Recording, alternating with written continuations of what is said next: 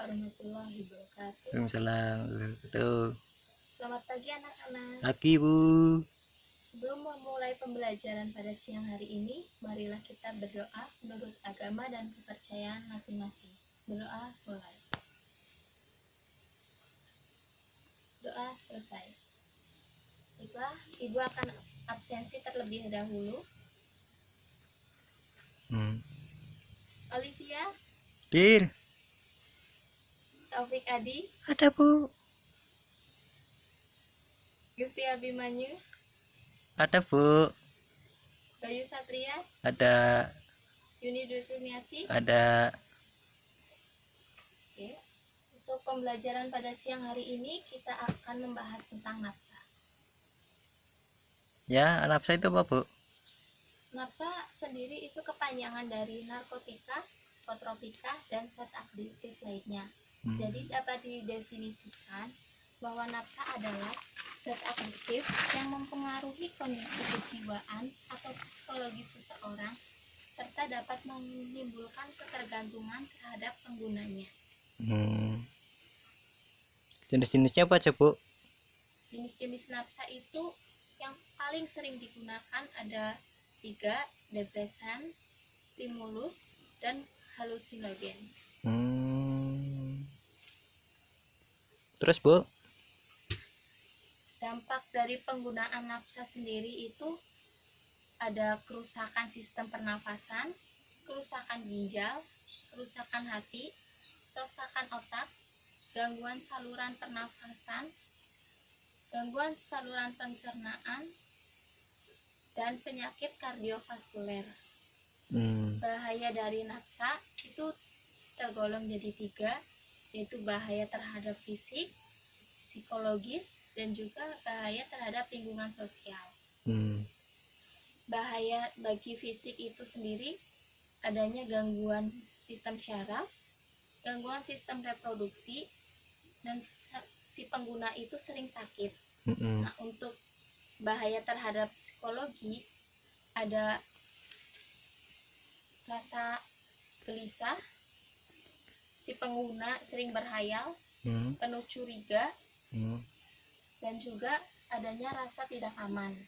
Yang terakhir ada bahaya terhadap lingkungan sosial, yaitu gangguan mental, antisosial, asusila, dan bahkan bisa dikucilkan oleh lingkungan sekitar.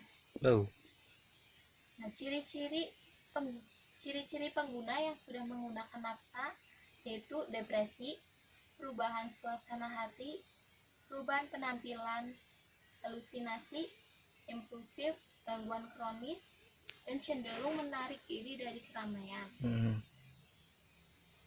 Penggolongan nafsa yang sering disalahgunakan oleh remaja ada depresan, yaitu memperlambatnya pesan yang dikirim dari otak dan ke otak.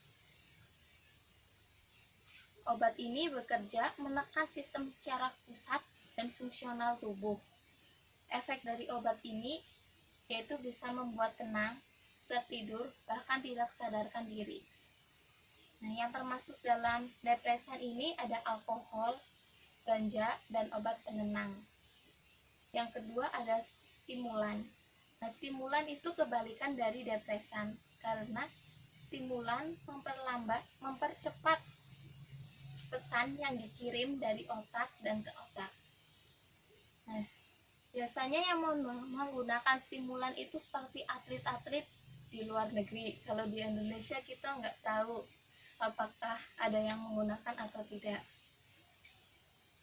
Nah, efek dari ini yaitu bersemangat dan bahagia. Contohnya seperti ekstasi dan kokain. Yang ketiga ada halusinogen, yaitu si pengguna itu merasa sesuatu yang tidak terjadi itu terjadi. Nah, di sini itu biasanya bekerja menurut suasana hati dan emosi si pengguna. Contohnya seperti penggunaan ganja yang berlebihan dan magic mushroom atau jamur ajaib. Tahapan-tahapan bagi si pengguna terdiri dari 7. Yang pertama, ada kompromi. Jadi di sini si remaja itu nggak tegas terhadap upaya menentang masuknya narkoba terhadap dirinya. Terus yang kedua ada coba-coba. Nah, si remaja kepo atau ingin tahu, serta biasanya segan dengan temannya karena temannya itu seorang pemakai. Yang ketiga ada toleransi. Nah, setelah pertama kali memakai dan tubuh itu merasakan toleran dan perlunya ada penambahan dosis. Yang keempat, adanya kebiasaan. Nah, di sini remaja itu sudah mulai susah lepas dari narkoba. Yang kelima, ada ketergantungan. Nah, remaja terikat secara mendalam sehingga muncul ketergantungan. Jadi, kalau tidak menggunakan, itu rasanya seperti gelisah, sakit, tubuhnya merasa sakit, terus pusing. Nah, yang keenam ada intoksifikasi. Di sini terjadinya keracunan karena penggunaan nafsa yang sudah berlebihan sehingga menyebabkan kerusakan pada otak dan juga fungsi tubuh. Yang ketujuh, meninggal. Remaja ini bisa meninggal karena penggunaan dosis yang berlebihan sehingga overdosis dan menyebabkan dia meninggal. Dari materi yang Ibu berikan, silakan kalian diskusikan dengan kelompok yang sudah Ibu bagi terkait nafsa dan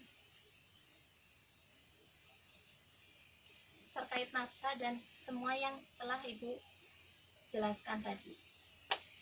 Silakan didiskusikan.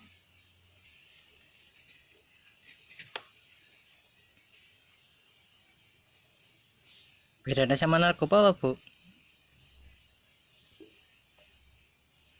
Kalau narkoba itu pengertian secara umum, sedangkan nafsa itu sendiri itu pengertian lebih ke medis. Begitu. Kalau misalnya itu apa, sabu-sabu itu masuk kemana, Bu? Sabu-sabu itu masuk ke depresan, ke jenis depresan. Berarti aslinya kalau misalnya narkoba itu, Bu, kalau misalnya digunakan secara teratur dan sesuai dosisnya sebenarnya nggak bahaya ya, Bu ya? Bahaya. Bahayanya kenapa, Bu? Kan harusnya kan sesuai dosisnya malah benar.